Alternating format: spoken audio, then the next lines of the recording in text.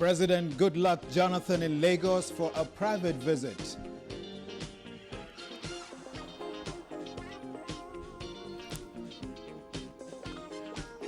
President Goodluck Jonathan hosts members of FCT Muslim community to mark this year's Eid al-Kabir. I believe that Nigeria has a lot to offer, not only Nigerians, but the world, and that surely we'll get to where we want to go. Spirit of Salah correspondent captured some exciting moments of the celebration in recreation parks in the FCT.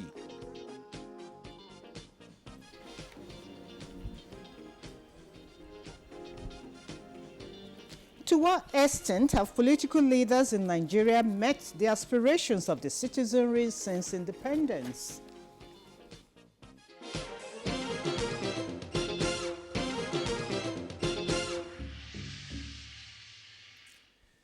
And that's a very critical question, Tonia. Now, for any organization, institution, or indeed nation to succeed in whatever it set out to accomplish, there must be a good leader.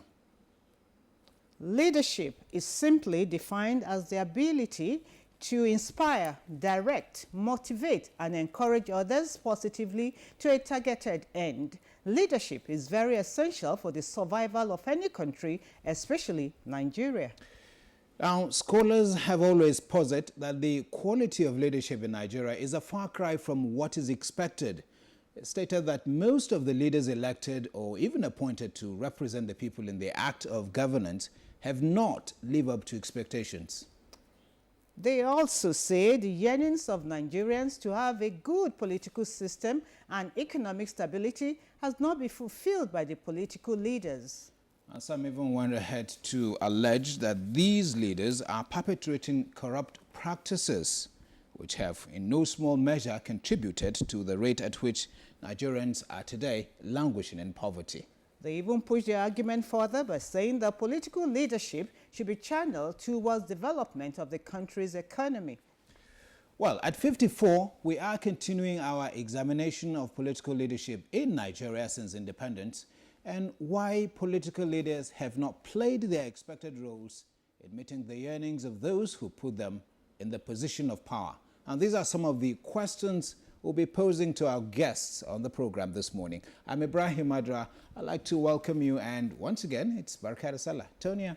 Good morning and welcome to our viewers. Idran, good to be here with you this morning. And as usual, this is the first edition for this week. I hope we all had a wonderful weekend, and then we're still enjoying our Salah break. Baraka de Salah to all our Muslim brothers and sisters, and even to non-Christians. It's a long holiday. Please, let's have the best of it. And of course, this week, we have our regular business news, the latest development on the foreign scene, as well as arts and entertainment. Well, there will also be newspaper review with Bayo Atoyebi, the former executive secretary of the Nigerian Press Council. But first, we kick off with the news of the day, and well, beautiful Rhoda Obo is sitting at the newsroom. Rhoda, good morning to you. Good morning, happy Eid al-Kabir and a warm welcome.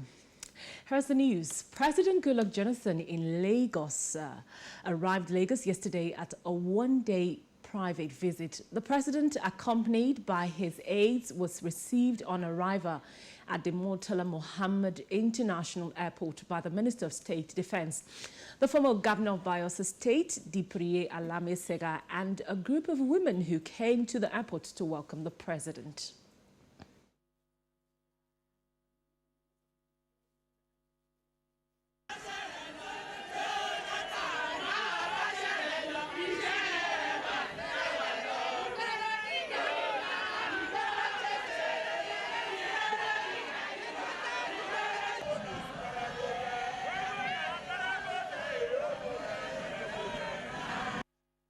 The president is expected back in Abuja today. Before his departure to Lagos, President Goodluck Jonathan hosted members of the FCT Muslim community who were in the presidential villa to pay him Salah homage. The president called on Nigerians to live in peace and show love to one another as the nation overcomes her challenges.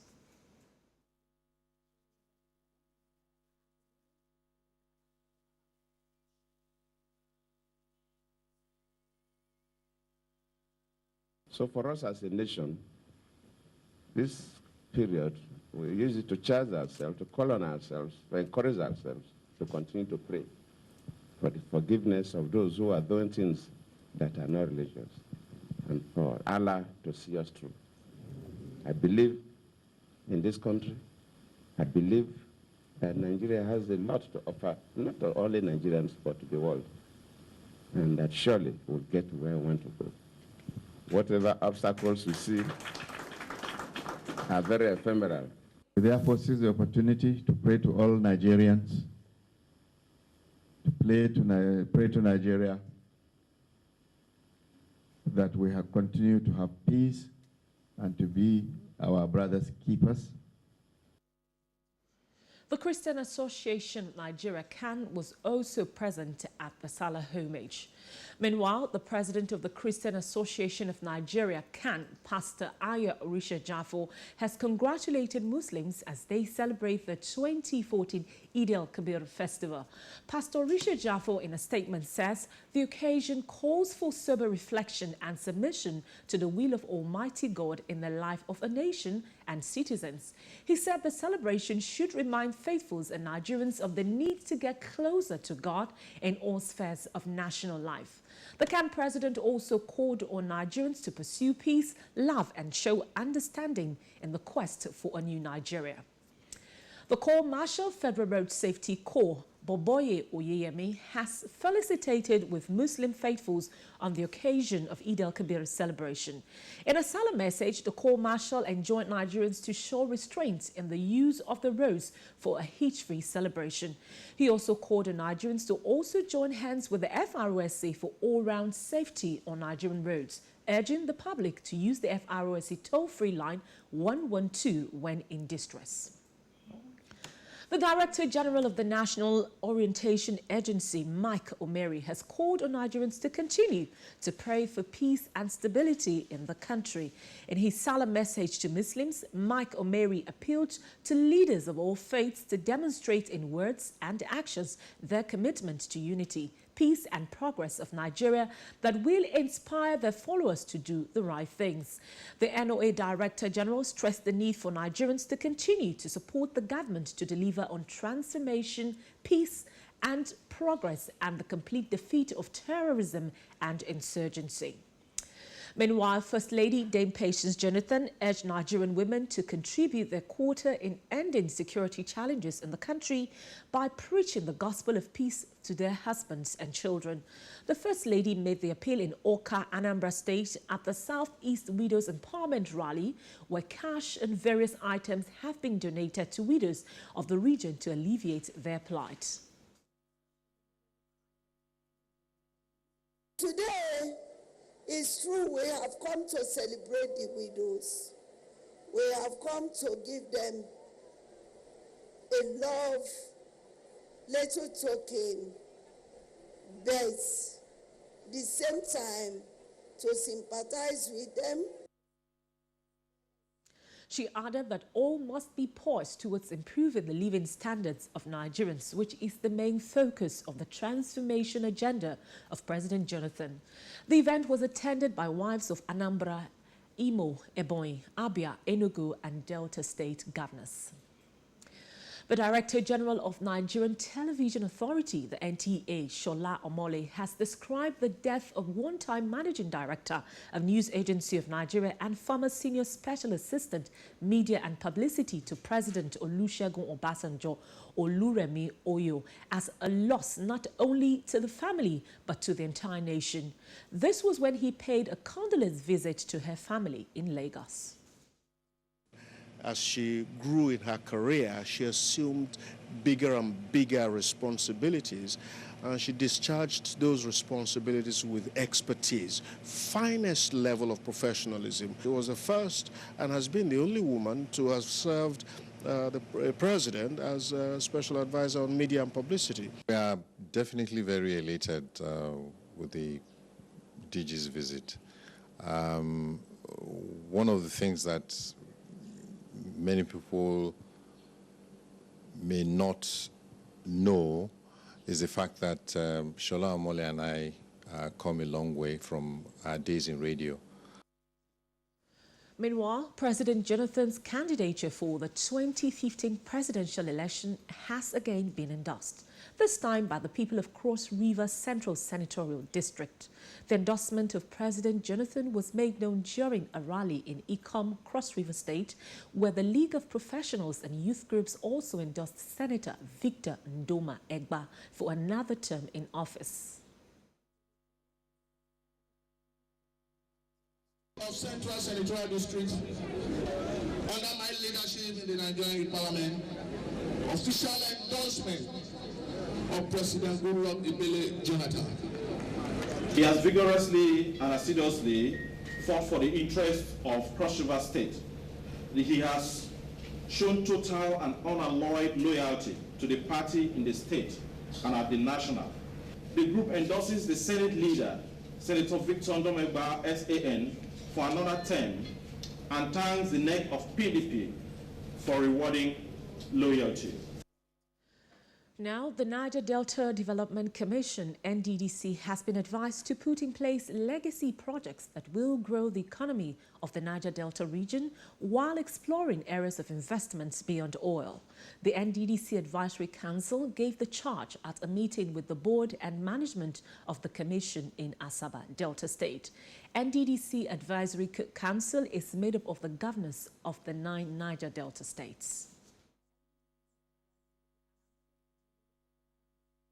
We have also, in our own way as an advisory body, also encourage them to place emphasis on major legacy programs, projects that will grow the economy of the Niger Delta region and essentially increase the level of economic activities that will create jobs for our people. The Nigerian High Commissioner to the United Kingdom, Dr. Dalhatu Saraki Tafida, has informed the international community that the federal government of Nigeria is on top of the situation to ensure the safe rescue of the Chibok schoolgirls kidnapped by the insurgent Boko Haram. The High Commissioner was speaking at a reception he hosted for diplomatic community to commemorate the 54th independence of Nigeria.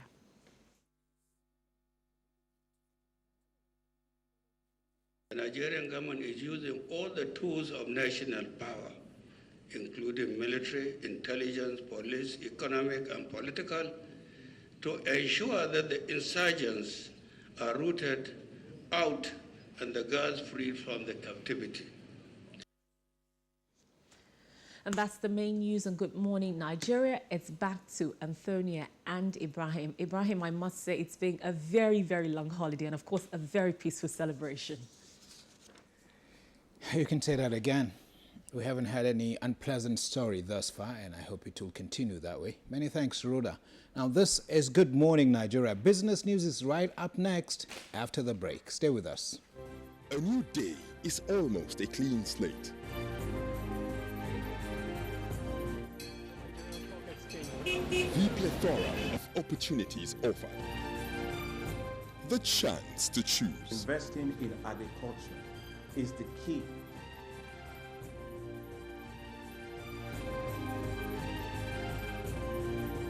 Set your agenda. Begin your day. Good Morning Nigeria.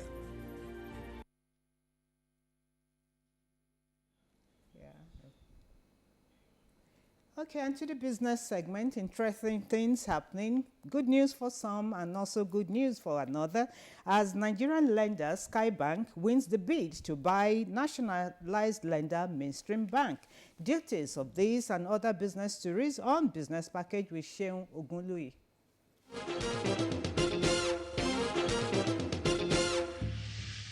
This is the early business news on your breakfast television program, Good Morning Nigeria. You're welcome. Commonwealth finance ministers will meet on Wednesday, 8 October to explore ways of financing the post-2015 development agenda at a time when many countries are struggling to meet the targets for combating poverty and improving the livelihood of millions of their citizens. The meeting will take place in Washington, D.C. in the margins of the 2014 International Monetary Fund and World Bank annual meetings. Ministers will consider the findings of the report of the United Nations Intergovernmental Committee of Experts on Sustainable Development Financing. The report explores options for mobilizing resources to achieve sustainable development goals. The co-chair of the Committee of Experts, former Nigerian Finance Minister Dr. Mansour Mukhtar, will brief ministers on the committee's idea for funding and economic development. The ministerial meeting will be preceded on 7th October by meeting of senior officials from the finance ministries of Commonwealth countries and of central bank governors who will focus on implementing regulations to tackle money laundering and for counter-terrorism financing. NTA Business News correspondents will be on ground in Washington, D.C. to bring to you all the business developments during the meetings. The Asset Management Corporation of Nigeria has revealed that Nigerian lender bank Sky Bank has won the bid to buy nationalized lender Main Street Bank. AMCON has sought bidders for the sale of its 100% stake in Main Street Bank, one of the 3 banks nationalized following a $4 billion central bank bailout that saved several Nigerian lenders from their near bankruptcy in 2009. Although the AMCON statements did not give details of the agreed price of the sale, it announced Cedar One Investment Partners Limited as the first reserve bidder and Fidelity Bank as the second reserve bidder. It said the completion of the transaction is subject to fulfillment of the condition preceded as stated in the share sale and purchase agreement SPA to be executed with Sky Bank PLC, as well as the receipt of all required regulatory approval from the Central Bank of Nigeria and the Securities and Exchange Commission. According to AMCON, should Sky Bank be unable to complete the transaction in line with the payment terms and other provision of the SPA, the SPA entered into with Sky Bank would be terminated and Cedar would become the preferred bidder. If Cedar is also unable to complete the transaction in line with the payment terms and other provision of the SPA, Fidelity Bank would become the preferred bidder. AMCON said this process started with interest shown by 25 parties cutting across local and international investors. The AMCON said the emergence of Sky Bank, Cedar and Fidelity Bank as preferred first and second reserve bidders respectively resulted from a rigorous and competitive bidding process, which was coordinated for AMCON by Barclays Africa Group Limited and Afrinvest West Africa Limited as financial advisors and Banwo and Igudalu as legal advisors. Finally, on the business parket this morning, the Nigerian Stock Exchange All-Share Index and market capitalization rose by 0.70% last week to close on Friday at 41,103.94 and 13.572 trillion naira respectively. Consequently, 5 indices appreciated during the week with the exception of the NSC Insurance Index, NSC Lotus Islamic Index and NSC Industrial Goods Index. It was a 4-day trading week as the federal government of Nigeria declared Wednesday, October 1, 2014 as public holiday to commemorate Nigeria's 54th independence anniversary. Also, there will not be trading on the nation's bourse on Monday and Tuesday this week. This is as a result of the public holiday declared by the federal government for Salah celebration. And that's the beat on the business parket this time. Thanks so much for watching.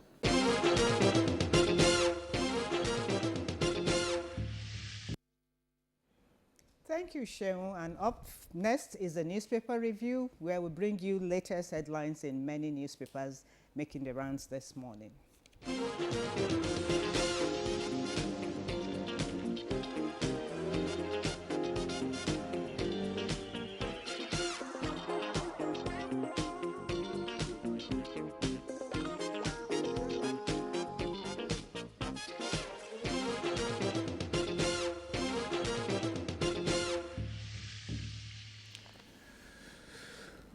Thank you for staying with us. Now, I'd like to quickly introduce our regular guest on this segment, Mr. Bayo Atuebi. Bayo, it's good to see you. You look rested after the rest on Saturday and Sunday. Yes, I did. Now we have papers here. Let's quickly see what they are talking about. I'd like to begin with the Vanguard. Bama military orders arrest of army general riders there for running into bush with troops in fear of Boko Haram. Paved way for terrorists to loot armory to face court-martial, and military extends restriction of vehicular movement to Maiduguri. And that's the big story on the front of the Vanguard newspaper. Other stories of interest might be synagogue, its controlled demolition, says TB Joshua. Details of that can be found on page 9 of the Vanguard this morning. Investors lose 463 billion naira in 3 months as market nosedives. Details on page 17. And total eclipse of the moon occurs on Wednesday. Of course, there's a picture story there of what the Vanguard described as Salah fun, children catching fun at the Central Mosque roundabout in Bauchi yesterday. Tonia. Well, on the Daily Sun today, well, before I go into the Daily Sun, I must comment that most of the papers today, unlike other days, they don't have a common story trending in all of them. They all have different headlines. I guess that has to do with maybe the long weekend and then the public holiday. But for the Daily Sun, we have Black Salah. Adrian, earlier on we were saying that we thank God the Saturday weekend went so well, nothing much happened. Unfortunately, it wasn't as peaceful as we thought, because this Daily Sun has a story. Black Salah, father of Jonathan's aide among those killed by Boko Haram, decomposing body found in Gulag as acting governor Adamawa Emirate Council celebration. Truck kills people, 4 others in Ondo. All this, you have this on the front page of the Sun newspaper. And then, of course, another interesting read is 2015 APC presidential aspirants to pay, wait for it, a whopping 27 million naira. Party begins sales of forms today. That story can be found on page 11. And then, of course, the politics is already on. Enugu Guba, PDP caucus splits over Ugwanyi. They said Ekweremadu, Nnamani, Nwobodo, others absent at meeting. Why we pick consensus candidate Chime. This story can be found on pages 22, 57, and 58. National Mirror is next. 2015, 6 ministers may resign posts. As a writer there, Marco Obanikoro, Wike, others eye Guba seats. PDP APC trade words over Ebola control. Details on page 46 of the National Mirror. And military extends vehicular restrictions in Borno. FG gives 500 million naira aid to displaced persons. And further down, you find this other caption there. Sultan Wamako backs state police. Details on page 12. And LP rejects Mimiko's attempt to collapse party into PDP. Now let's go above the Matstead now. There is this other story there. Reps to probe 700 billion naira shell gas project. I guess that will make an interesting read. The details are on page 2 of the National Mirror. Okay, from the Daily News Watch, we have the big headline, Salah, 57, Boko Haram members plotting attacks arrested. That is a very good one. God knows what will have happened if they had actually succeeded in their attack. And then, of course, the picture story is that of President Goodluck Jonathan being welcomed to Lagos by some of the women at the airport yesterday. Then, of course, on the front page, we have Pope backs reform as church reviews family marriage tenets. That story can be found on page 4. Then, of course, we have I'll fight my battle within PDP, says Lamido. Then that's page 4. Sacked lady assaults Uniben VC. You have that on page 4 also. And crisis rocks LP over national convention.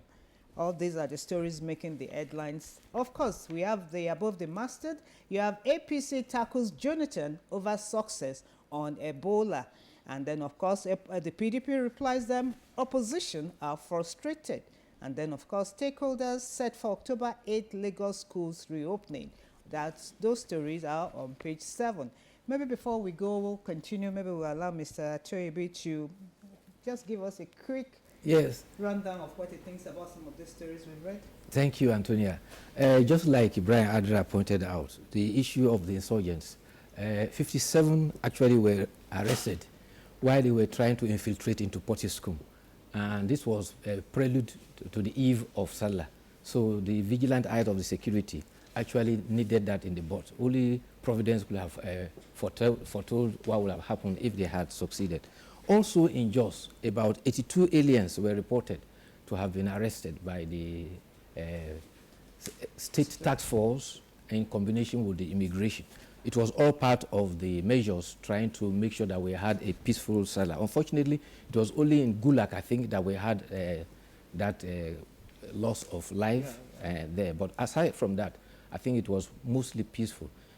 For the safety of the populace in Maiduguri, the curfew has been extended up to October 7th. It's to be on the cautious side so that things are not taken. There have been claims on video about Shekau still being alive and the Nigerian aircraft being shot down, and there have been denials here and there. But since matters border on security, and particularly that there are lives of pilots involved, it is better to leave it for the security people to talk about. But you also, Antonia, you read the story about synagogue being a controlled demolition.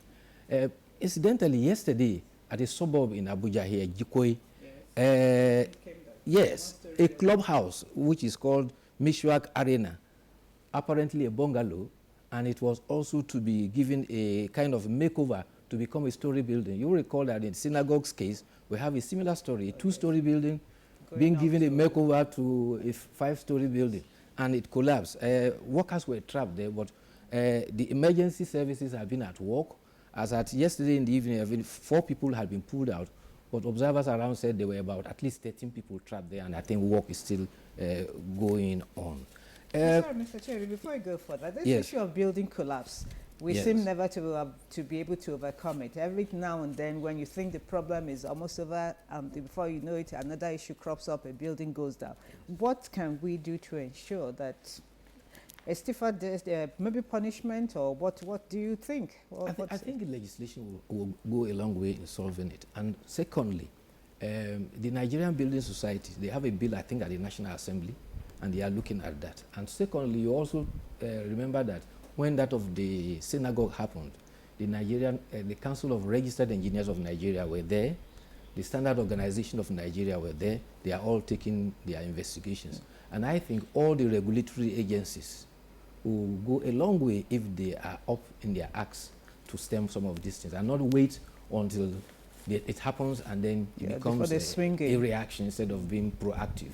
Yes. I was going to talk about Hajj. 76,000 Nigerians are among the 2 million from 37 countries that converge in Hajj. And Arafat Day, which was observed a day before Salah, is very unique in Islam because it is believed that it's a day that prayers are fully highly accepted. And the Amir al-Hajj to the Nigerian delegation, I think the Oba of Lagos, led Nigerian pilgrims to pray for peace and security of our nation. And they also enjoy that if we are able to extend love to one another and extend our fear of God, we will have peace in our nation. The Speaker of the House of Reps was also at Hajj, and he also appealed to Nigerians for a sense of unity and peaceful coexistence. So far, those are the bits. I'm sorry, you didn't make any comment on one of the stories I read from one of these papers. 2015 APC presidential aspirants to pay 27 million naira, while I think the PDP too has set is for I think 20, maybe slightly below that. And we have been looking at the issue of leadership. With this kind of, I don't know what your thoughts are. Well, that is politics. If you ask me, it means that no ordinary person can get 27 million or 22 million to contest for the president of our nation. But gradually, our democracy is growing. As time goes on, some of these problems will be ironed out. But like you read in the Enugu factor, for instance, the issue of whether there should be primaries or there should be a consensus candidate is also generating problems. And you recall that there have been problems of internal democracy within all the political parties. Well, closely related to that on the political front is Daily Trust here. 2015 elections, over 300 jostled for 29 governor seats. There is a writer there. Benue tops with 26. Borno, Enugu have the fewest. Now, again, that's interesting. 300. That's quite a large number. Well, in a democracy, you can't put a hold on people's ambition. As many as are willing are free to throw in their towel into the ring. Let's see how it turns out. But don't forget that since the election is scheduled for February, campaign is supposed to begin by November. INEC has set the timetable, and before the campaigns begin in November, we're beginning to see the grain being sieved from the chaff. Talking about the grain being saved from the chaff, the Leadership newspaper has on its made a headline, 2015 Guba race, ambitious ministers await Jonathan's declaration. I'm sure many of you will be interested in knowing who these ambitious ministers are. And then, of course, we have a photograph of some of them. We have Bala Mohammed, we have Labaran Maku, that is the Information Minister. We have Emeka Wogo, Labour. We have Yisom Wike, Minister of State Education. We have Samuel Orton, and then we have Musili Obani Koro. And then the story goes to say some ministers, like those ones I've mentioned, may have to wait until President Jonathan publicly declares interest in the presidential election. That story is on page 5 of the Leadership newspaper. And then, of course, you have Glow introduces mobile tutor for students.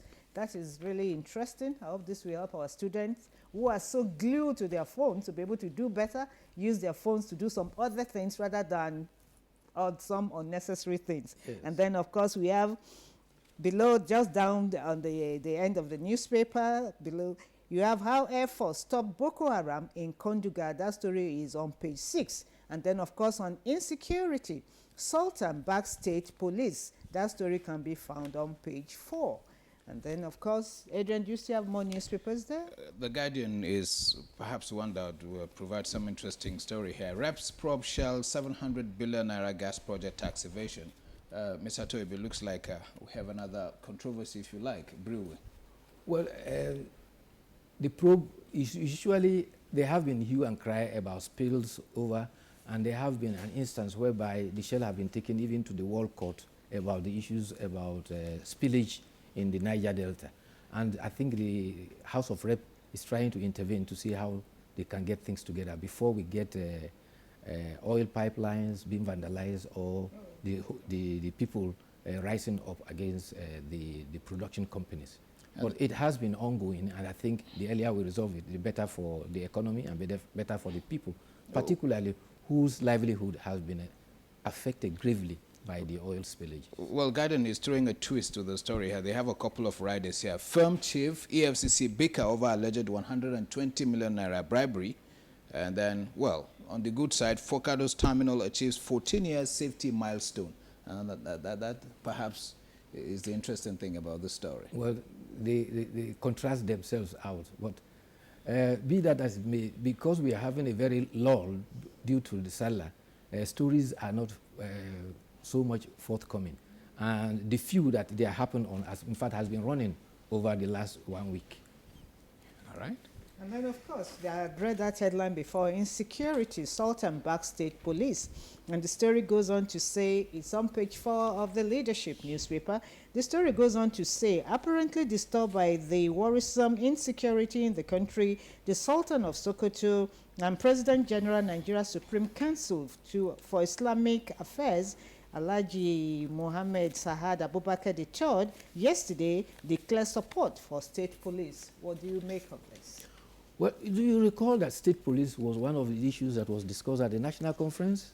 There are some who think that, yes, states should be able to have a police. There should be a distinction between state police and federal police, and the sky is large enough for all the birds to fly. There are all those who also take recourse to our experience in the First Republic, where you have the native police and the local police, and so in instances where you have governors who behave very imperial, there can be abuses. But I think the recommendation of the National Council will give us the appropriate direction, and by the time it is subjected to the review by the National Assembly and the referendum, probably, we will have a direction. But the issue that I think I need to probably provide an update is about the stories about Ebola. Okay. You recall there is... I was going to go to that before. The Ebola containment, why are we now seeing this bickering between the political parties, between the PDP and the APC? And before now, we were also glad that the federal government, the PDP, the APC, they were able to work together and for the good of this country, and then we were able to contain Ebola. But suddenly, you're seeing that with the PDPs, the APC, they're both bickering over this issue, which shouldn't be. Politics should not be taken into everything. You have said it all. It is simply politics. And our people who went to wear their spectacles or binoculars of politics in looking at anything. It cannot be taken away from the fact that it was the State Ministry of Health in Lagos and Rivers, the Federal Ministry of Health and the Center for Disease Control, working along with the World Health Organization that tackled the Ebola in Nigeria. The benefit we had in Nigeria is levering on our experiences. We have had in the past the challenge of tackling poliomyelitis over the years.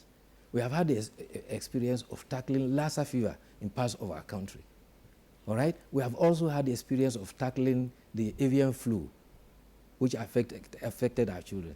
These are the carryovers that have actually empowered our Center for Disease Control, and working assiduously with other agencies, they were able to tackle it. If you ask me, I would think the politicization is rather very unnecessary. What is happening in the US now, Thomas Duncan, who brought Ebola to the United States, his situation has moved from being serious to very critical. And by this morning, another patient has been taken to a hospital in Nebraska for Ebola. And for us, our concern is the West African sub-region. So far, 7,492 persons have been affected. The death toll is about 3,439. 739 of them are in Guinea, 623 in Sierra Leone, and 2,069 in Liberia. Of course, if you add the 8 in Nigeria, that's why you have the tally, 3,439 over the years. But a French nurse who also took ill from Ebola has been cured in Paris. He's now declared Ebola free. And there was also a medical personnel from Senegal who was being treated for Ebola in Germany.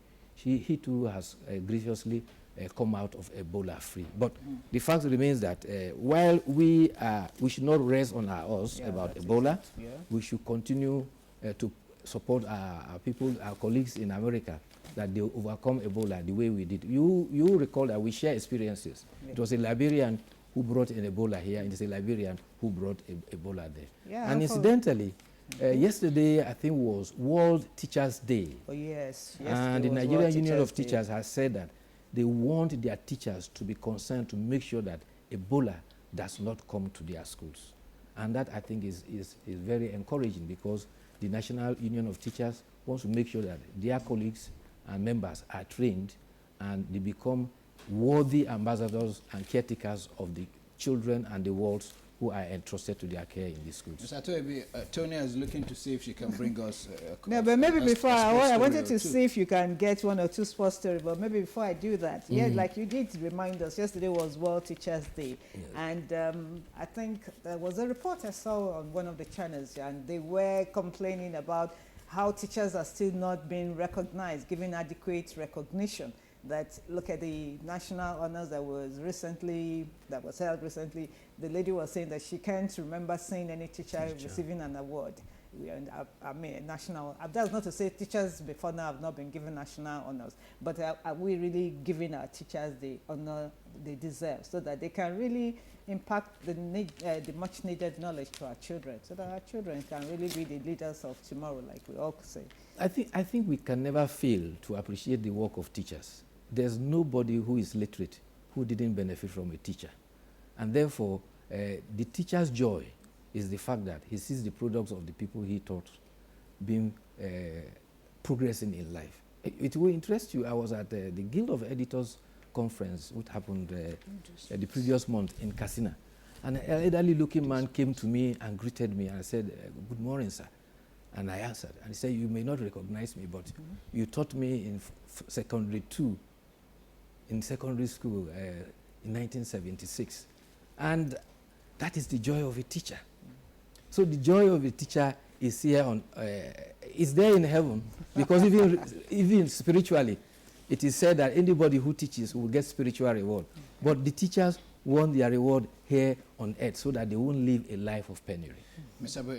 Atobi, before we round up, let's also take time out to say something about this great woman and journalist who passed on. Not many of the papers are mentioning it here, but then it's been an avalanche of sympathy messages all over the weekend. I'm talking about Remi Oyo now, who passed on. Yes, all our hearts goes out with Felicia Oluremi Oyo. He was a colleague. There is no dull moment with Remi Oyo. Very witty lady. And like we often say among us journalists, we say gentlemen of the press. She was even at home with gentlemen of the press. And when she is there, you cannot put her down. Very witty woman, very diligent, very hardworking. And you recall like our respect that we paid her on Good Morning Nigeria last week. She scored several firsts. The first to be the president of Nigerian Guild of Editors as a lady. The first to be a press secretary to a president in this country. And he was the first female managing director of News Agency of Nigeria, and she left an indelible mark. But the sad thing is that all of us owe death a date. When your date comes, you have to buy. All we can say is that we pray that she will have rested in peace, having done her diligence to the profession and to the nation. We say amen to that prayer. Well, I guess on that note, are we done with the newspapers? I guess so. Okay, we want to thank you so much, Mr. Atobi, for being here again today to share your thoughts on some of the headlines we've read. Thank you for being here. Tomorrow is another day. We hope you'll be here again. Thank you for having me, and have a blessed, relaxing Salah period. Thank you. Well, enjoy the rest of the holiday. Our topic today is political leadership. That's what we'll be looking at when we come back after this time out. Stay with us.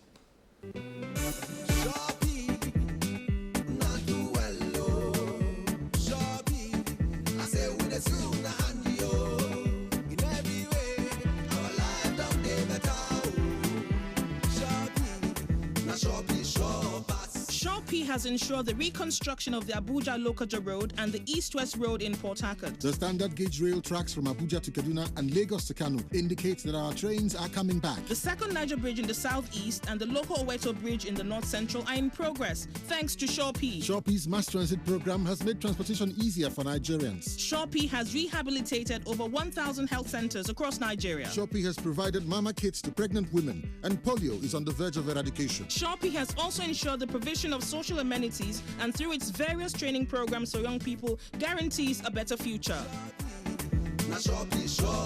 Shopee, delivering service with integrity. Names, I'm divine. She never looks back, but not on those days. I'm Vanessa. She likes to move. All right, now let's talk political leadership. The term embraces the totality of the political class that has the capacity to manipulate the machineries of government from behind the scene. At 54 years, political leadership in Nigeria has undergone many phases and challenges. Experts are of the opinion that regional and ethnic visions of some political leaders are some of the factors that are responsible for the current challenge of political leadership in the country. And Jibuno takes it up from here. Over the years, the challenge of leadership based on ethnic and regional goals as against national targets have made deep impressions on the Nigerian state. Though attempts have been made to break away from this paradigm, there seems to still be a tendency to keep powers within these segments. This has on some occasions translated into inefficiencies and corruption in the system. Other issues such as the need for proper checks and balances, lack of respect for budgetary procedures and timelines, impunity, weak institutions as against strong personalities have been cited as challenges before the political leadership in Nigeria. The challenge I can easily pinpoint is had been instability of government and non-stability of government policies. Are leaders respecting the laws of the land and how our institutions actually functioning? Till this moment as well, we're also having substantial challenges with the performance of oversight of the legislature. How are citizens who vote for our legislators engaging the National Assembly or their State House of Assembly? the constituency outreaches that these leaders are supposed to be conducting at their constituency offices, how many of them do have functional? Because it's one thing to have a building to say, yes, this is my constituency office. It's another thing to ensure that you are there engaging with the people. A proper focus on governance. Also, we also have a misdirection. Despite these challenges, observers have noted some marked improvement in the conduct of the political class. Increasingly, as we moved from 1999 down to 2003 to 2007 and down to 2011, we have seen an increase, even though there are still challenges with the level of citizens' engagement in the electoral process and even the governance process. With the current efforts to chart a course for a better and greater Nigeria, suggestions abound on steps the political class can take to achieve the dreams of Nigeria's founding fathers. They include the need for interagency collaboration, reduction in cost of governance, and the need to address the issue of duplication of agencies, among others. It is to be forthright. People must begin to see Nigeria as the first and primary entity. We need to demonstrate a political will. We need to respect the laws of the land. We need to get our institutions working. There is also a current clamor for political office holders to be made to give account of their services at the expiration of their tenure, while those who fail to do so should be prosecuted accordingly.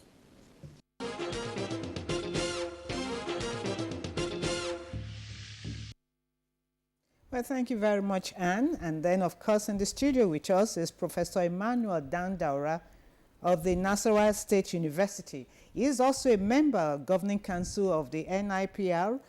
Prof, you are most welcome to Good Morning Nigeria. Thank you so much. It's good to have you. Yeah. Perhaps I should also add that he was my HOD. Oh, wonderful. I hope you are going to be able to tackle him. Prof, good to have you with us on the program. Thank you. Now, let's try to look at leadership in Nigeria in the past 54 years. I'm sure if you ask as many Nigerians are available, you get various answers. What do you have to say? 54 years. Let's try to summarize and see by way of assessment. Well, I would say that if you're looking at Nigeria from the perspective of leadership, maybe the first 6 years were quite eventful. They are unique from what happened 48 years after that. You realize that in terms of the kind of leaders we had, they were nationalistic in approach, and they were committed to getting Nigeria started. But after the 1966 coup to date, you see that there was a major derailment from 1966, and virtually all the successive leaders have been grappling with trying to return back. The extent to which they've returned to the track is reflected on the standard of living of Nigerians. I actually spent the Independence holiday reading newspapers and mapping reports on social media because I was interested in knowing what Nigerians think about the country and where it is going at the moment. And I realized that majority of the reports I read, 78% are also talking about leadership as a major concern. But generally, I noticed that the concern has been more in the area of security, and then unemployment, and then education, and the rising standard of living. So that tells you really that there is a problem, but I think that you can group the last 48 years in the same block. But the first 6 years, we had a more purposeful leadership. Okay, if you say that in the first 6 years of the nationhood of this country, yes, we had very purposeful leadership, and then of course subsequent leaders lost focus. Can you pinpoint, in your own opinion, why did we lose focus? Some have argued that the incursion of the military into our polity, of course, was a minus, but amongst them there were still some quality leaders. So in your mind, where did we really lose it? Well, we lost focus when merit ceased to be the standard. Under the military, which was what we witnessed from 1966, it wasn't just an idea of getting the round pegs in the round holes. It's an issue of who is it that we can use and who is it that would work with us and do what we want him to do. So it didn't matter if you were not qualified for a position. It's very easy for you to find yourself there once you were close to the one senior military officer or the other. So that component of merit being a major determinant of who becomes what, that component of competence was the first issue that was jettisoned. The second issue, of course, is the collapse of the rule of law. I've always said, really, my personal opinion is you may not sweep everything on leadership. And I tell you why. It's simply because the leader himself is a product of the larger society. You know, and if we say for the past 48 years we are not getting the right leaders, then there must be a problem with us as well. The process through which we select those leaders, there is a problem. Is it that we compromise our position and pick the wrong people? Or is it that the process is not open enough for us to actually express ourselves? These are some of the issues involved. But one, jettisoning of merit. The second issue, of course, is accountability, because leaders are supposed to be accountable to the people. Under the military, it's not about asking questions, and it's not about what you think should be done. It's an issue of this is what we want done, and you have to fall in or you fall out. You know, so that is the second point we lost out. Sorry to interrupt there. I needed to know this. Let's perhaps put in perspective the concept of leadership from your own point of view. And I'm asking this because it is alleged that a lot of our leaders get into that position without necessarily knowing what leadership is all about. So what is your concept of leadership? A leader is one who is able to influence others, who is able to articulate a vision that he thinks will take him to the goal. You know, of course, the leader must have a target. He must have an overriding goal.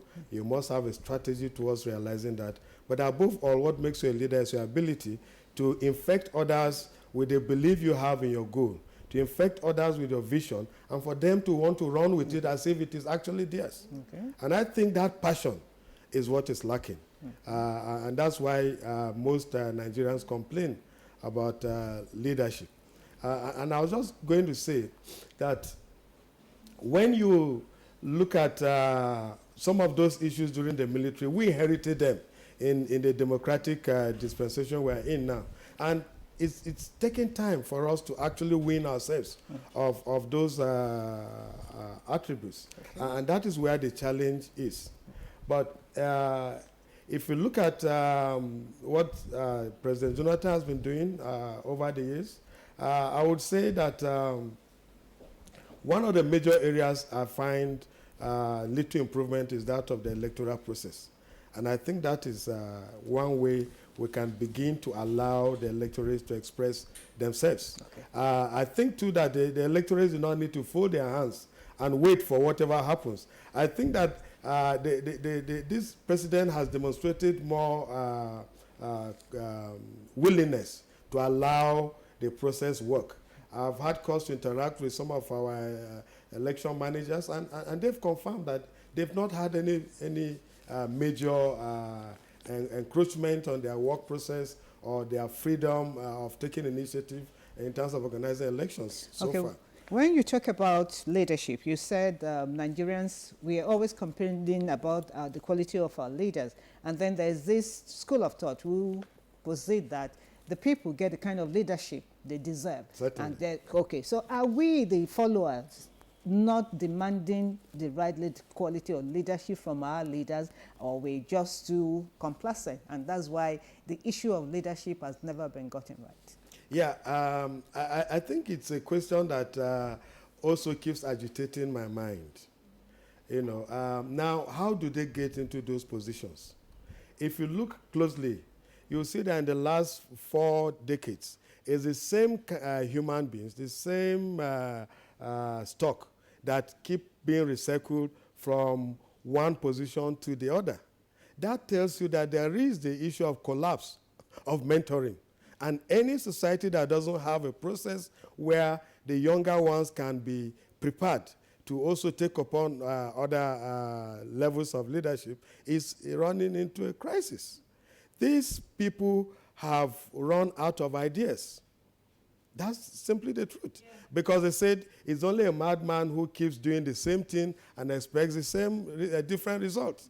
If we're saying that Nigerians are complaining that our leaders are not doing the right thing in the last 4 decades, and you still find 70 to 80% of people in our various political offices still the same kind of people, then I think the problem... What can the Nigerians, the larger number, what can they really do? The first thing is we must register to vote. And I tell you, most of us do not have voters' cards. Most of those of us that sit and critique social issues, we don't have participation, we don't have the power. But they argue that change. Even when they vote, their vote don't count. No, but things are changing. Nigerians are monitoring their votes now. And I believe that anybody that votes should stay and monitor his votes to ensure that nothing happens at the polling booth. And if the results are declared at the polling booth, the chances of it being changed by the time it gets to collation center is becoming slimmer by the day with the growth of social media. So the important thing is get your card, register, and ensure that you vote. I'd like to stay with the followership now, and let's try to examine the mentoring. What role they have played in all this. Yes. Electioneering is just one process. After that, we get to the leadership proper. What do you do in a country where you have, I'll give you typical examples.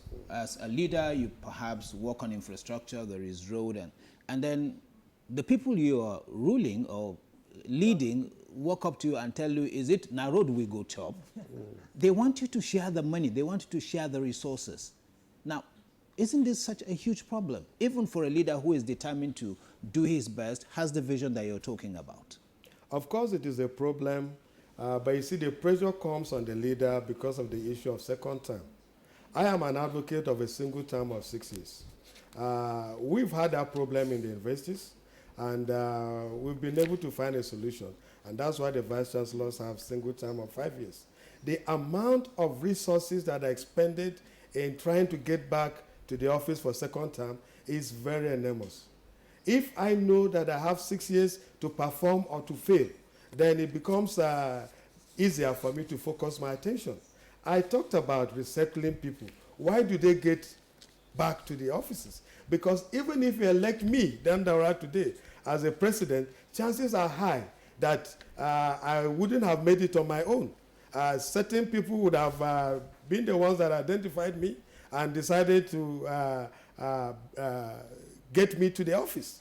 And when I get to the office, they will tell me names I need to appoint to X, Y, Z. Why is it possible for them to hijack me? Because on my own, I cannot make it. It is so expensive to run around. Yeah. And so in that kind of a situation, you realize that because I also want a second term, I cannot be crazy to say, okay, now I've been elected, I won't do what you said. I'm thinking of a second term. But if I know I have one term, I can call off their bluff and concentrate and get a good name within the 6 years available to me. And that is why that appeals to me as one of the possible ways out of it. One term of 6 years, right? One term of 6 years. Okay, all right, we'll get back to that. You'll be talking to us some more about that. For now, let's rejoin Rhoda at the news end. She has an update. Rhoda, it's over to you. Thank you, Ibrahim. Now, let's take a look at some of our top stories. President Goodluck Jonathan arrived Lagos yesterday on a private visit. The president, accompanied by his aides, was received on arrival at the Murtala Mohammed International Airport by the Minister of State Defense, former Governor of Bayelsa State, Dipriye Alamesega, and a group of women who came to the airport to welcome the president. Meanwhile, President Goodluck Jonathan called on Nigerians to live in peace and show love to one another as the nation overcomes her challenges. This was while hosting members of the FCT Muslim community who were in the presidential villa to pay him Salah homage. And in the meantime, the president of the Christian Association of Nigeria, CAN, Pastor Aya Orisha Jafo, has congratulated Muslims as they celebrate the 2014 Eid al-Kabir festival. He says the occasion calls for sober reflection and submission to the will of Almighty God in the life of a nation and citizens. And now, First Lady Dame Patience Jonathan has urged Nigerian women to contribute their quota in ending security challenges in the country by preaching the gospel of peace to their husbands and children. She made the appeal in Oka, Anambra State at the Southeast Widows Empowerment Rally.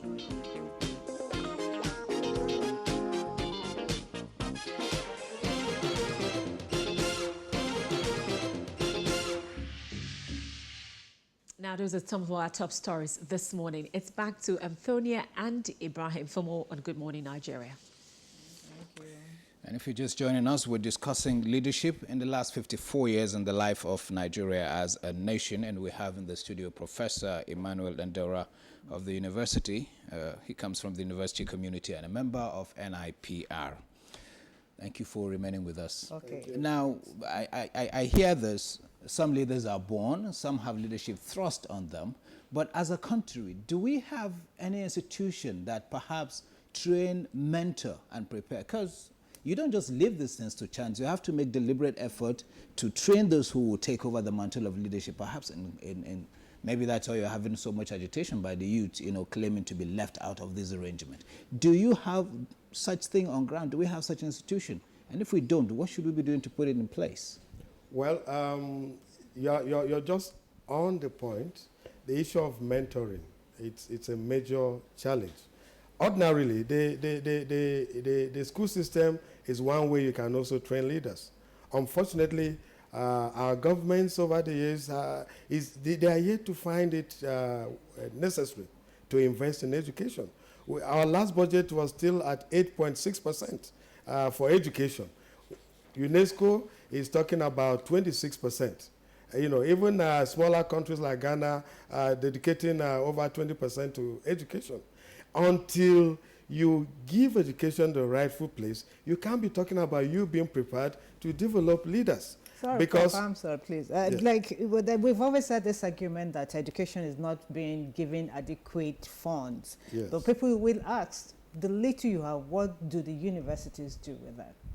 Well, I should say you should ask my vice chancellors. No, you're part of the system. But the truth of the matter is most universities, I can tell you, every month they struggle to pay salaries. But there are so many little charges that the university levies places on the students that they have to pay. You have departmental fees. Maybe you're talking about private universities and some state universities. I went to a public university, and you still have to pay some of those little fees. At the end of the day, they do add up. So what you have, what do the universities do with that? You see, the truth of the matter is that most vice chancellors do not get the funds they require to pay even the basic overheads. There's hardly any institution that gets the enough resources to do whatever. There used to be budgets. Yeah. There used to be budgets for departments. There used to be budgets for faculties, and they were funded. But you see, when we started zero, this one you put an envelope, the envelope system, it also affected that. And so long as the man at the top doesn't get it, no vote goes to some faculties, no vote goes to departments. No, but we believe that the universities are an ivory tower. The people there are the eggers. They're supposed to be thinking on their feet. Why are they not using that intellectual capacity to look for different alternative sources of funds for the university? Why must the universities continue to depend on budget from government? Some universities were able to do it in the past, depending on their VC, like University of Lagos. When one VC is late, now when it was there were so many creative things it did. There were so many little businesses it set up that were generating funds for the university. Yeah. And every now and then we are hearing the university complaining we don't have adequate funds. What are the eggheads in quotes doing to generate funds? I agree with you so much. I can assure you that one research I can undertake can actually fund even my university for a year. But the truth is, I don't have the infrastructure to do any research. I don't have light. I stay in curfew sometimes for a whole week, there won't be light. Even in Abuja here, we've heard of places where there has not been light for the past 10 days. So You need the environment is not conducive for you to talk about generating. Okay, research. Yes. Okay, those are just an aside. Let's go back to what Adra asked you about the issue of mentoring. Yeah, and mentoring. The problem is the environment. The environment is not conducive. One, the school system has collapsed. Secondly, we also do not. You mentioned the issue of leaders being under pressure. It's all about the environment. And that is where the larger society comes in. Because we provide that environment within which the leader exists. The pressures are coming from us. And so it makes the environment not conducive for even a leader to want to relinquish his position. Because you discover that even after spending 6 years in an office, you have not really achieved much. And so the tendency is very high for you to want to do everything to remain in power. Secondly, you also realize that your life changes once you come into that office. Compared to what it was before you came in, you are afraid what will happen when you get out. And so because of the absence of proper functioning infrastructure, people tend to want to do everything to remain in power. If I know, for instance, that I can do my researches, I can travel as at when due to attend conferences and all that without having to struggle. I don't have to fight to become a vice chancellor. I don't have to fight to be appointed a minister. In fact, I'm better off if I'm able to sit as an independent person and think objectively and make contributions towards how my society is governed, how my institution is governed, and how Nigeria is governed. So the basic problem is that the environment is not there. And part of the environment is the collapse of infrastructure, which is mounting pressure on the citizenry. And the citizenry are in turn mounting pressures on the people in the leadership positions. So they can also get part of the resources so they can generate their own infrastructure. And I think that is a major problem. Okay, and along the line, you did talk about the issue of accountability, and I think that is really very critical. Some leaders do so many things, they get away with it, and then, of course, the immunity clause, and it becomes so difficult to make them account for their deeds. How can we Nigerians make our leaders accountable to us? We need to insist, first, in schooling ourselves on what are our rights and what are our obligations also. It's actually an obligation for you to ensure that the man you gave your vote does what he said he will do or does what you voted him to do. But most times we vote and we go and sit down. And that's where the problem is. So what can we do? The first point is, I said, school ourselves on our responsibilities. Second point is insist on the right things being done. Part of schooling is understanding the framework within which you can also enforce your right. Understanding also how you can bring these leaders to accountability. It is not true that the immunity clause makes it difficult for people to be prosecuted. They do not enjoy immunity for life. But the issue is we forget too easily. Somebody who messed you up, messed the country, messed the state, messed the local government up 2-3 years back, you are still willing to listen to him tomorrow when he tells you this is where we should go. And so we are not even interested in getting that accountability. Nobody surrenders power to you. The power belongs to the people, but the people have abdicated that power to the leaders. And the leaders know that the moment we realize and begin to apply our power, they are finished. And they will do everything to keep us there, including instigating us against one another, including sponsoring all sorts of terrorisms. All these are part of the strategies to ensure that we're in perpetual dependence on this crop of leaders. And I think that we need to begin to also be willing to take risk. We must be willing to die in the process of demanding our rights, because you might be the one to just help to bring the man to reckoning. Now, sometimes we are too safety conscious. We are thinking of our personal security. So when I mean you should be ready to die, it's simply, I'm not saying nobody wants to commit suicide, of course. Yeah. But you see, liberty, freedom comes with a cost. Yeah, maybe some people say maybe because we got our independence on a platter of gold, that is why we are so complacent. For some countries that really fought for their right. Look at what happened in South Africa when the president was made to, the current president, when he used public funds to refurbish his place, his private home. And the people are up in arms, and because they are very conscious. But we, I don't know, so. Yeah, and I think we also, in the fourth estate of the realm, needs to also take some blame here. I think that we are actually, in most cases, not being faithful to our responsibilities to society. The fact that corruption also has found its place amongst us tells you that the country is in a bigger jeopardy. You know, you find situation, the other day somebody claimed he was bribed, and we had audio tape not to report certain things, and the same colleagues condemning the person for bringing it out. Now, it doesn't matter whether you believe it was right or wrong. He has evidence. He has provided it. Now, puncture the evidence. Don't just condemn him for bringing it out. And I think that is the problem. The journalist is supposed to be the conscience of society. Yeah, but the journalist can only function in the environment he or she finds himself. So you agree that the environment is a problem? Yeah, the environment. Then there must be people that are willing to commit suicide, and suicide in quote, to changing the environment that we agree that is bad. And I'm thinking this set of people would be primarily coming from the university environment, because for me the problem begins from the media. It begins from. Since you are from the university, Adrian, they say we are running out of campaign. So, Prof, from the period of campaign, you see a supposed leader come up and tell you 1,001 things he's going to do when elected into office. Now, nobody is asking, where are you going to get the fund?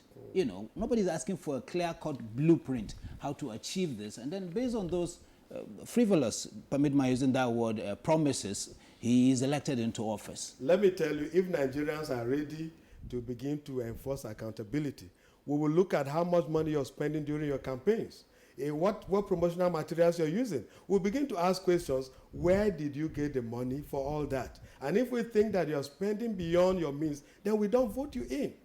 You find somebody you can actually not place your hands on his sources of income, but you see the nature of the campaigns is rolling out. You know certainly that either somebody who stole money somewhere is sponsoring him, or he himself stole money somewhere, and that tells you that when he gets in, he's going to recover the money. So accountability starts from also asking yourself, this man that is campaigning, these things he's using, is it legitimate income? If he's coming via illegitimate income, it certainly tells you what will happen to your resources. But we don't care. Sometimes we even are excited. When somebody gives you 1,000 naira, you're excited, you go and vote for him, and you assume that it doesn't do anything to you. Okay, you know, Prof, so we these are the problems. we cannot sit here and keep criticizing. So we now, what solutions do you have for us? How do we move forward? Yes. How do we start getting our leaders to provide leadership and then get Nigerians? First thing, education is very important because we must develop the human education capital for index. who? All Nigerians. Okay. We must have access, and that is why the funding is important. If you have the funds, people can access education very easily. I tell you what I pay, I have only 2 kids, but what I pay for them for both secondary and one in the university now, it is higher than in 1 year. Okay. It's So more than what my father used in apart training from me. education for Nigerians, what else do we The other thing is we must put the round pegs in round holes. If I'm president, I will determine what positions I will never toy with, and I have to allow only people with competence to go in. The third point is we need to ensure that we punish offenders. I think that is why the missing link. You know, people do not get to pay; they don't get to do the time, but they easily commit the crime. So we must ensure that our laws are enforced. Our policies are very good on paper, but because there is no enforcement, anybody can get away with anything. And I think that if you can address the component of getting people to pay for the wrongs they have done, I think that you would have gone a long way, and you would have instilled some fear of God in those that are coming up. But most importantly, Nigerians need to be educated. The large number of people that are out of school are actually a major threat. What we are facing today, some of them also did not have access to conventional school system. And that is why you cannot understand why they are reasoning the way they are reasoning. They feel they have lost out. They have spent a lot of years, maybe even 30 years in the Quranic school for some of them.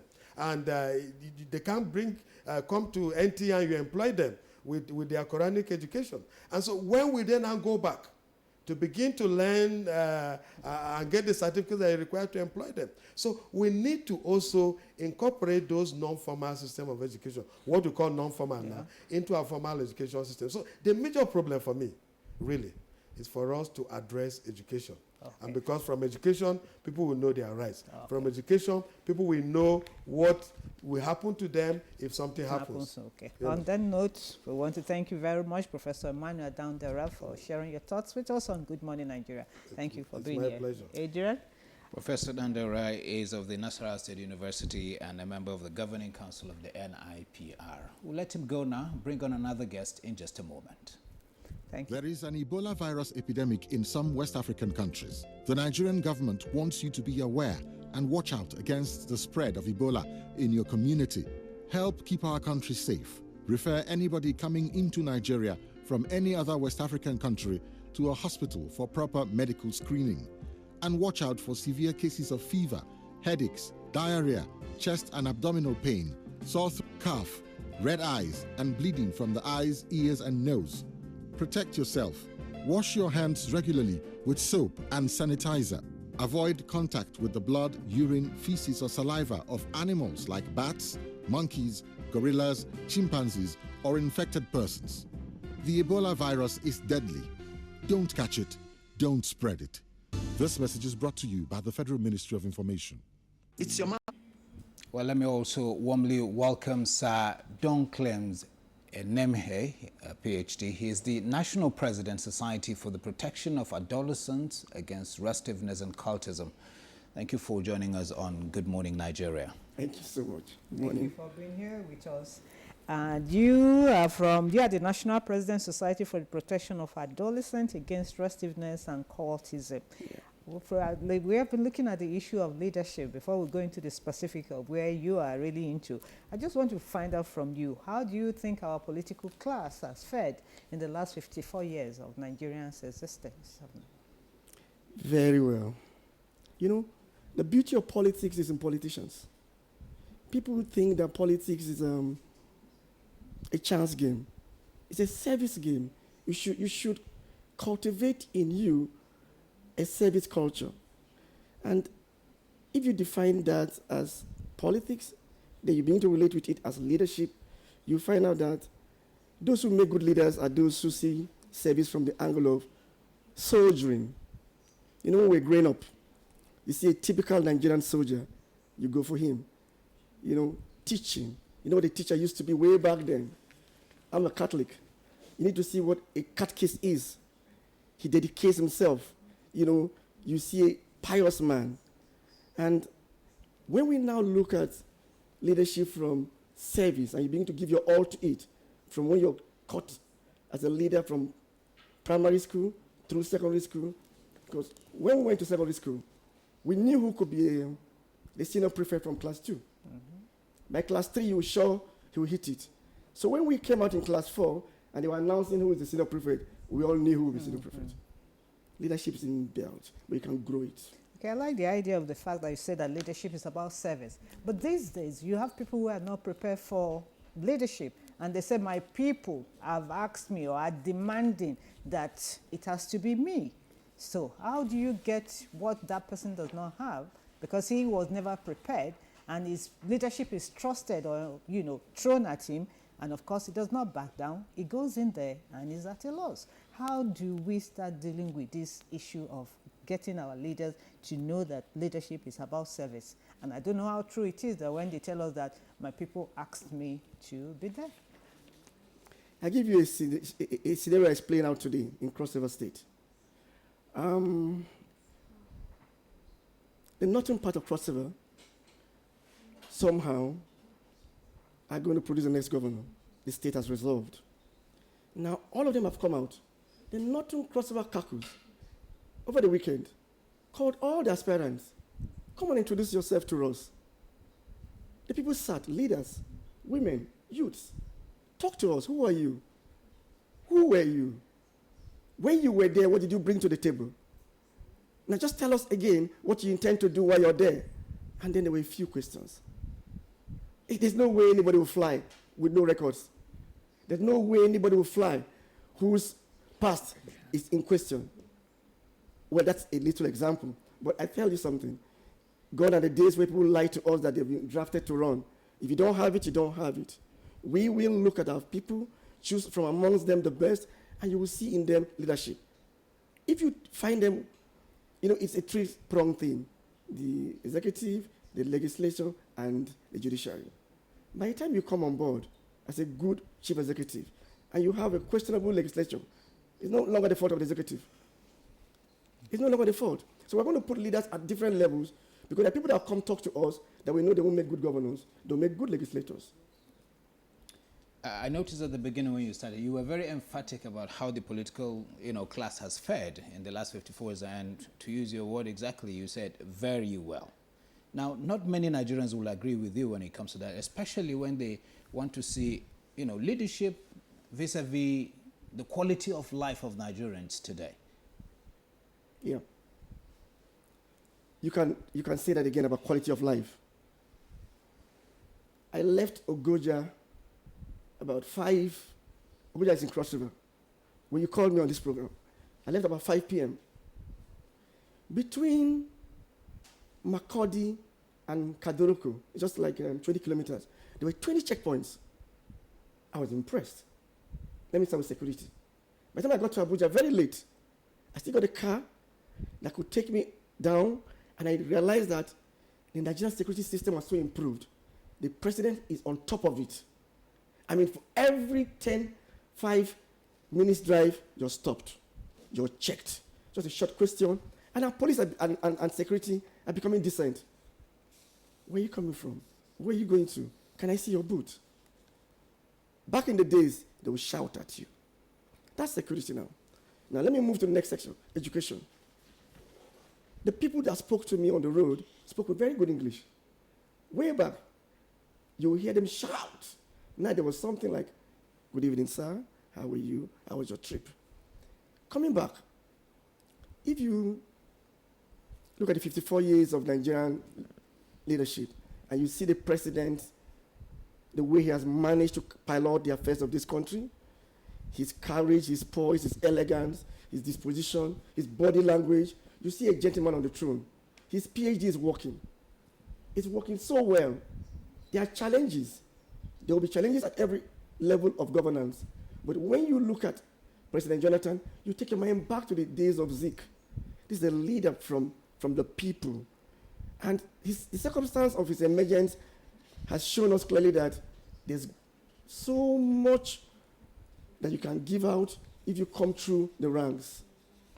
For me, as I speak with you, Nigerians are enjoying great leadership. Nigerians are the better for it. And some of the problems is in opposition. Allow us run. When you allow us run, we will let you be.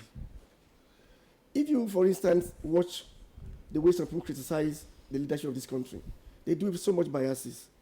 And then when you go back to where they hold fought, you see the same things they must have mentioned being, the same measures being played out. No, but that's why they're opposition. They have to keep the party in power on its toes. So, and people will tell you that when you have a viable and very active opposition, you actually get better government. That's what the president has done. The president has made it possible for opposition to be viable. Check it out. He has at all times allowed them to have their way. The beauty of this government, this present-day government, is that there are no killings, no intimidations, no harassment. There used to be such things in Nigeria, even in civilian governments. But right now, people can air their views, call the president names, and still get away with it. Now let's go back. This is just one of the leadership we're talking about here. It's 54 years we're talking about, and we started from 1960. Not all our leaders have performed as they should over the time, wouldn't you say? And if they didn't, what was the problem? What were the problems we had back then? Without mentioning names, some people came on board leadership by chance, and the excitement of leadership took them away from the job, and it's boomeranged on them. Now they are looking for a means to come back so that they can afford to correct their mistakes. Those challenges are on. Now, but when you have had some level of leadership from university, student union leader, maybe you became a youth leader, then you had a chance to serve in the State Executive Council or somewhere in the local government or some leadership position, and you made a few mistakes along the line. If you get another chance at the top, you rarely make mistakes. That's what the president has shown. But for me, some of those who came on board, especially the military leaders we had, were excited. We're so excited that they made a lot of mistakes, and that's why a few of them want to be back. A few of them want to be back to correct the mistakes they made in the Yes. in the past. Yes, Okay, so. well, that's interesting. So you did mention some of our leaders in the past who did so well. Then, what would you say that the leaders of old that made them stand out? What were those qualities we saw in some of those leaders of old that made them, even till today, we still make reference to them in awe and with so much respect? What made them stand out? Let me allow you to ponder over that while we just quickly take a news summary. When we come back, you'll answer that question. Rhoda, take it away. Thank you, Ibrahim. A warm welcome once again. Here's the news update. President Goodluck Jonathan arrived in Lagos yesterday on a private visit. The president, accompanied by his aides, was received on arrival at the Murtala Mohammed International Airport by the Minister of Defense, State for Defense, former Governor of Bayelsa State, Dipriye Alamesera, and a group of women who came to the airport to welcome the president. The president is expected back in Abuja today. Before his departure to Lagos, President Goodluck Jonathan hosted members of the FCT Muslim community who were in the presidential villa to pay him Salah homage. The president called on Nigerians to live in peace and show love to one another as the nation overcomes her challenges. The Christian Association of Nigeria, CAN, was also present at the Salah homage. Meanwhile, the president of the Christian Association of Nigeria, CAN, Pastor Ayo Orisha Jafo, has congratulated Muslims as they celebrate the 2014 Eid al-Kabir festival. Pastor Orisha Jafo, in a statement, says the occasion calls for sober reflection and submission to the will of Almighty God in the life of a nation and citizens. He said the celebration should remind faithfuls and Nigerians of the need to get closer to God in all spheres of national life. The CAN president also called on Nigerians to pursue peace, love, and show understanding in the quest for a new Nigeria. Now, the Corps Marshal, Federal Road Safety Corps, Boboye Oyeyemi, has felicitated with Muslim faithfuls on the occasion of Eid al-Kabir celebration. In a Salah message, the Corps Marshal enjoined Nigerians to show restraint in the use of roads for a hitch-free celebration. He also called on Nigerians to always join hands with the FRSA in all-round safety on Nigerian roads, urging the public to use the FRSA toll-free lines 112 when in distress. The Director General of the National Orientation Agency, Michael Mary, has also called on Nigerians to continue to pray for peace and stability in the country. In his Salah message to Muslims, Michael Mary appealed to leaders of all faiths to demonstrate in words and actions their commitment to unity, peace and progress of Nigeria that will inspire their followers to do the right things. The NOA Director General stressed the need for Nigerians to continue to support the government to deliver on transformation process and complete defeat of terrorism and insurgency. Meanwhile, the First Lady, Dame Patience Jonathan, has urged Nigerian women to contribute their quota in ending the insecurity challenges in the country by preaching the gospel of peace to their husbands and children. The First Lady made the appeal in Awka, Anambra State at the Southeast Widows Empowerment Rally, where cash and various items have been donated to widows of the region to alleviate their plights. She added that all must be poised towards improving the living standard of Nigerians, which is the main focus of the transformation agenda of President Jonathan. The event was attended by wives of Anambra, Imo, Ebonyi, Abia, Enugu and Delta State governors. Now, the Director General of the Nigerian Television Authority, the NTA, Shola Omole, has described the death of one-time Managing Director of the News Agency of Nigeria and former Senior Special Assistant, Media and Publicity to President Olusegun Obasanjo, Oluremi Oyo, as a loss not only to her family but the entire nation. This was when he paid a condolence visit to her family in Lagos. As she grew in her career, she assumed bigger and bigger responsibilities, and she discharged those responsibilities with expertise, finest level of professionalism. She was the first and has been the only woman to have served the president as a special advisor on media and publicity. We are definitely very elated with the DG's visit. One of the things that many people may not know is the fact that Shola Omole and I come a long way from our days in radio. And that's the news summary. It's back to Ibrahim and Anthony, of course, with more with your second guest. Many thanks, Rhoda. Now, just allow Tonia to rephrase her question and perhaps refresh Doctor's mind to what she was asking before we went on that break. Yes, before we went on break, I was asking you what were the qualities some of our leaders of old had that up to today we still refer to them and with so much reverence, with so much respect. What were those things that they demonstrated that made them so outstanding? Chief Obafemi Awolowo had an educational policy that was endearing. You know, the results of it is everywhere. You can now feel the impact of education in the West. Okpara's agri policy, the estates Okpara invested in between the old Eastern region, awesome. The selfless leadership of a man like J.S. Tucker, you feel it. The Sadwana needed to protect his people and work for his people to the extent that he asked Tafawa Balewa to move to Lagos. Nobody would do it now. So these people who were in front, you know, from Ogoja, where I come from, Chief Dr. I.I. Murphy lived in Ogoja and traversed Nigerian politics. He didn't need to leave Ogoja to Lagos as he then was, or to go to Kaduna. He lived in Ogoja and was in leadership all through. You have to source for such people. A few are around. So what we are trying to say now is that young men should be mentored.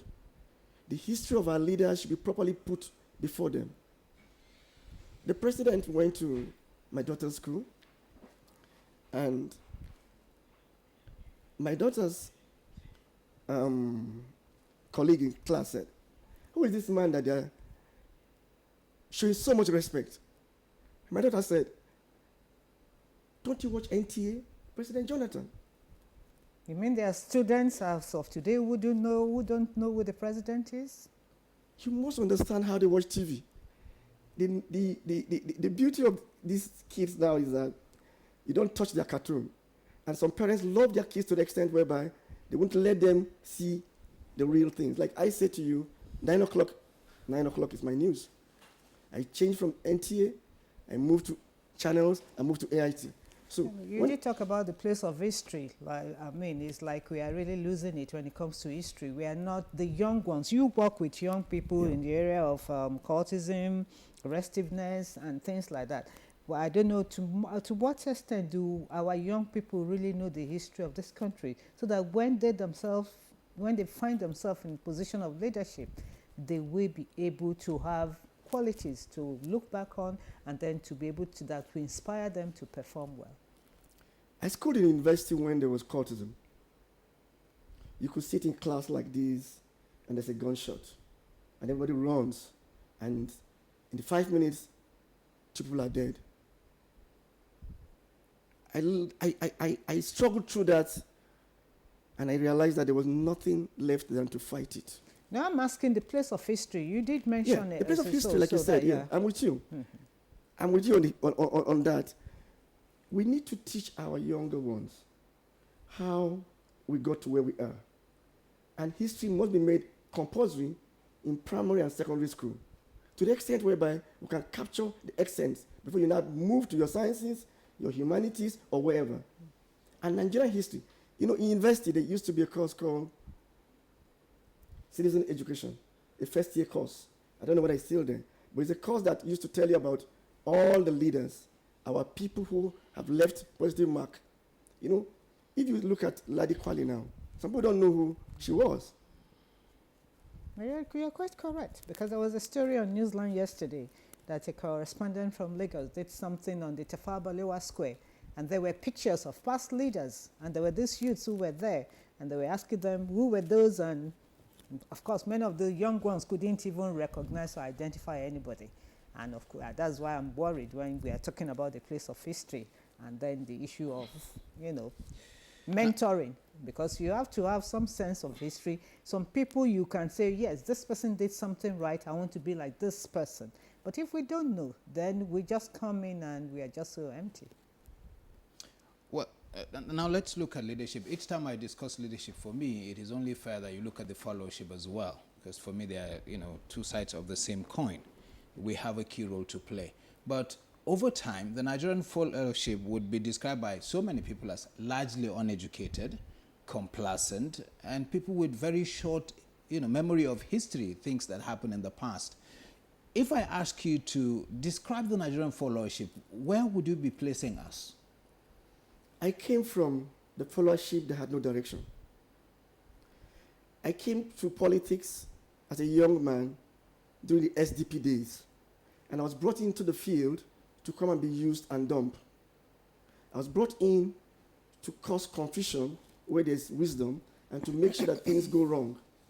Then I now ran around and realized that the people that were talking with me in leadership had little or no difference. All they had was education. So I struggled to give myself an education. And then I got back into politics. And then when I got there, I told the people who were supposed to be following me, I said, listen, if you continue to follow me without an education, you'll be like this forever. All you can get is pittance. So in my leadership, what I want to showcase today is followership must have a stint of education. Now, with that, there must be fear of God. And when there's fear of God, people begin to go back and say, if not for God, I won't do this. I tell you something. Politicians can ask you to go to NTA and wait for that person on NTA. As he comes out, take him. He's saying things that did not go down well with some other person. But if you have a little education, and most of all fear of God, you will not be moved. Okay. That's what we are trying to do now. We're saying to young people, take an education. And accidentally, I've taken people from the streets. I've taken people from cultism. I've taken people from restiveness. I've given people a degree. I've made people regret their past. I've made people stand up and say... You rightly said it, the issue of education, because our previous guest did mention as a suggestion for moving this country forward so that we can have a good governance. People must be educated so that they can be able to hold their leaders accountable. But in all of this, I want to ask you, what is the role of ethnicity? Even when we are educated, it's like when it comes to the issue of ethnicity, our education now seems to take the background. How can we overcome one of these problems? There are so many of them, so that we can all look for the best. It does not matter where the person comes from, as long as we can see the right qualities in you. And then with our education, like you have rightly pointed out, we should be ready to support such a person to give the best. And of course, make the person accountable. Thank you so much. I can't wait for this country to go to a level where a president will come from any ethnic group without the next one saying, we've not had our turn. You know, for instance, at the lower level of governance, ethnicity plays such a role that it's like if you don't protect where you come from, even educated people who have gone to school, fall to it. So it is a very serious issue, and we need to really look at it again. I think our best bet is to do the rounds. Like, what I mean by the rounds is that it might not be in our generation if we do the rounds. The ethnic groups all go around, get the presidency, like my own state, the major senatorial district gets the governorship. They will now begin to look at candidates and people on merit. So there will be no biases. Oh, we have not been able to produce a governor. Oh, we have not been able to produce a VC. You know, it goes like that. This community has not produced a VC. This ethnic group has not produced a governor. But if we do the rounds and we're done with the rounds, we'll be back where we really belong. Where a man like Azikiwe can win elections in Lagos. Well, now that we're beginning to run out, let's look at ways forward now. We have achieved some level of progress as it is now. Now let's look for ways to consolidate on the gains we have right now so we can move even faster than we are at the moment. What should we be doing? More young people should be brought into government. When I talk with young people, I see their challenges. I see their fear. They should be brought in to higher responsibility. Leadership is about what you offer. And some young people can offer wonderful leadership. If we deprive them of coming on board, you'll be giving the impression that they are lacking. No, they're not lacking. You could find a 30-year-old PhD and from good schools. So I think one of the challenges is getting young people on board. Young women too. Women are on board, but not young women. Young men, young women should be brought into leadership. Someone asked me a question the other day on Facebook to name any 35-year-old in the executive council. I couldn't find. And he said, but this is a country that people were 24. People like the late Chief Dr. Matthew Mbu, Minister of Defense, Navy. And he did so well that until his death, he was serving. So I am trying to say here that our leadership should encourage young leaders, while respect should be given to the old. Young people should also go back to the old to get mentorship, to listen to their cries, because there are some key things you will learn from an older man who has been in that position some years back. And then the women will be properly brought in. Well, I guess on that note, we want to thank you for your time with us on Good Morning Nigeria. We thank you for being here. And then, of course, after this, we take a little break, and when we come back, the program continues. Good morning, Nigeria. Matter with you, little Mary. She's not sleeping well, doctor. And how is she feeding? She's got a good appetite. Then maybe it's her diaper making her wet. But a diaper doesn't leak. It's not only about leakage. A diaper can feel dry on the outside but could still be wet inside. That could be why she doesn't sleep well. That's why I recommend Pampers, because they keep your baby dry. Pampers locks wetness away from your baby's skin. With Pampers, you'll sleep peacefully, so she'll be ready to shine every morning. Endorsed by Pediatric Association of Nigeria. Mama's cooking. Let's help her. Wait! My mama says before touching food, you should wash your hands with soap. But my hands are clean. You can't see germs, but they're everywhere. Look under special blue light. To protect against germs, I recommend regularly use soap. Safeguard removes millions of germs, and additionally, it inhibits regrowth of germs that might cause skin rashes for hours. That is why me, mommy, daddy, and my brother regularly use Safeguard. Supported by the African Medical Association. You are watching NTA, Nigerian Television Authority. For more information and news updates, visit our website at www.nta.ng, or you can follow us on Twitter at NTA News Now, or you can like us on Facebook at NTA Network News. Stay connected on our YouTube channel at www.youtube.com/NTA News Online. Watch our live stream at www.nta.ng/live. NTA, you can't beat the rich.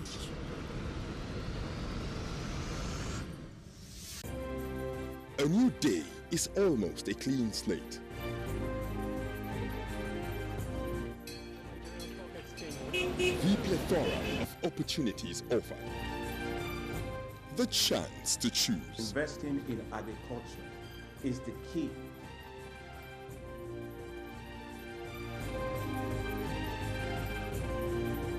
Set your agenda. Begin your day. Good morning, Nigeria.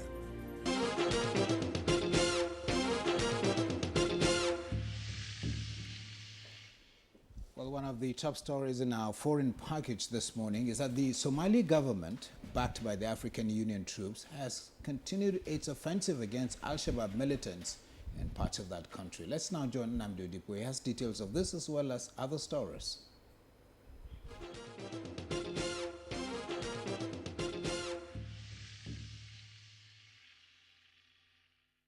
Hello and welcome. From Somalia, we heard that Somali troops backed by African Union forces have launched an assault to retake the Al-Shabaab stronghold of Barawi, key to the financing of Al-Shabaab fighters.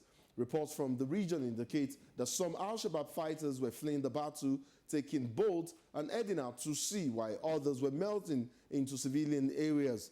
Barawi is one of the biggest ports in Somalia, and taking the town will be a huge boost for the Somali government and African Union forces. And Ukraine's military has accused Russian-backed separatists of fresh violations of a month-old ceasefire, saying the forces came under attack in several parts of the east, including the airport of the big city of Donetsk. Ukrainian authorities claim 2 Ukrainian service staff were killed in the past 24 hours and 6 others were wounded, adding that separatists were responsible for violating the terms of the ceasefire.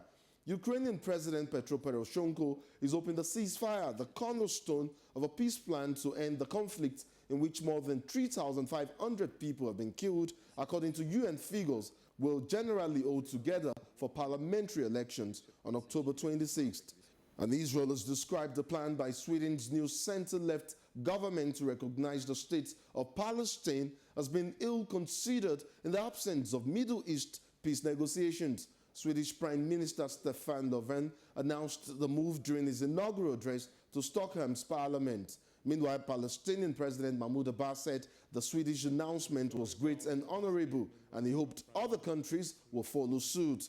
Palestinians seek statehood in the Israeli-occupied West Bank, adjacent to East Jerusalem and the blockade Gaza Strip. They have sought to sidestep stalled peace talks by lobbying foreign powers to recognize their sovereignty claim. The UN General Assembly approved the de facto recognition of the state of Palestine in 2012, but the European Union and most EU countries have yet to give official recognition. And in Hong Kong, the city's police have said that they were determined to restore public order. During a televised address on Saturday, the city's leader said the police will take all actions necessary to remove the blockades across the city to allow schools and government offices to reopen. By Sunday evening, protest leaders were calling on those outlining camps to regroup in the hearts of the city. Many protesters fear the police may resort to tactics seen last weekend, where they used batons and pepper spray in an attempt to clear the crowd. And finally, the fall season has brought a wave of hot, dry weather to California, USA, with parts of the state baking this weekend, and officials expressing concern the summer-like heat could spark a massive wildfire. In the beachfront city of Santa Monica, many hit the shores to escape the heat despite warnings from the Weather Service to limit outdoor activities. Meteorologists say the scorching temperatures came from a high-pressure system in the U.S. West and the arrival in Southern California of autumn's first Santa Ana winds, which carry hot air through mountain passes towards the coast. And that's it. Good morning.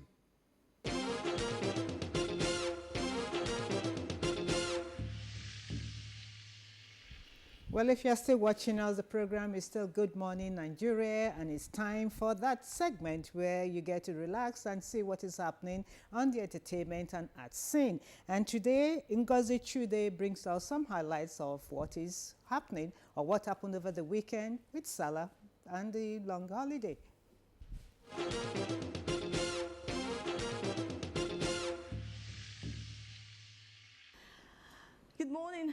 all doing today? It's another day for summer entertainment. This time around, we look at the arts. Artists have something in common: the expression and creation of arts that uniquely portray the personality of the individual or the society. The showcase you're about to see is no different, as it reveals the in-depth beauty of nature, humanity, and life. Let's join Ijoma Ona for this. It was an evening of excitement and display of creative paintings that appeal and connect with human emotions and feelings.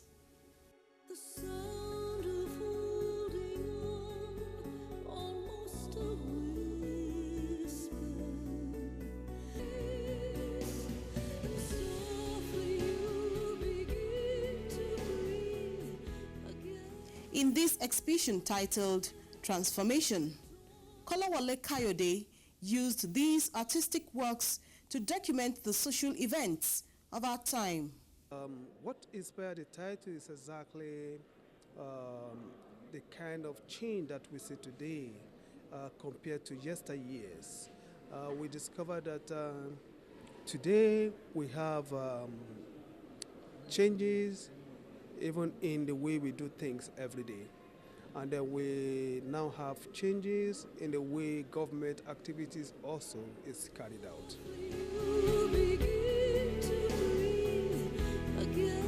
Using art medium as a platform of expression with techniques like colors, motif, and strokes as a transformation process, KK, as he is popularly called, gave a description of some of his works. This is a major work here that depicts directly the process of transformation.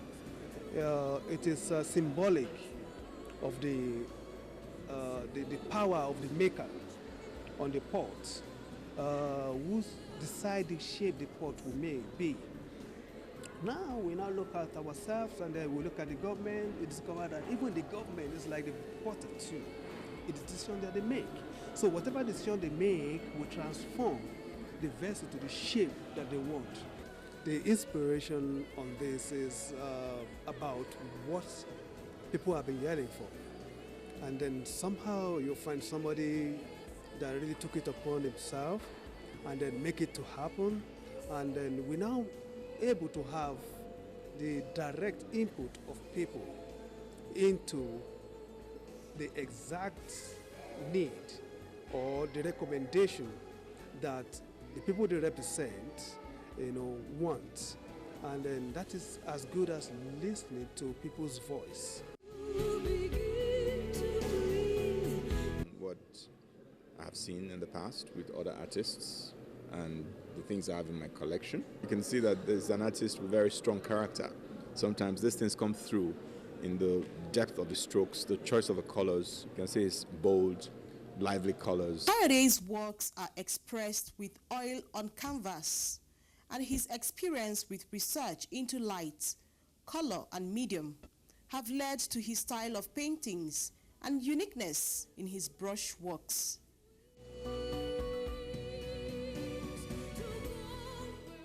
For me, art is indeed life, expressed in the simplest of forms. Thank you so much for being a part of this. Let each day unfold its splendor. Take care of yourselves and have a wonderful day.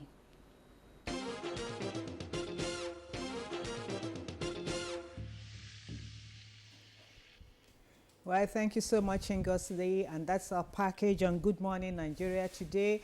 And as we continue to observe the public holiday, we hope you continue to take it easy and be security conscious. Ibrahim? That's right, Tonia. Go ahead, enjoy the day, remain vigilant, and make it peaceful. Do have a great day. Have a wonderful day.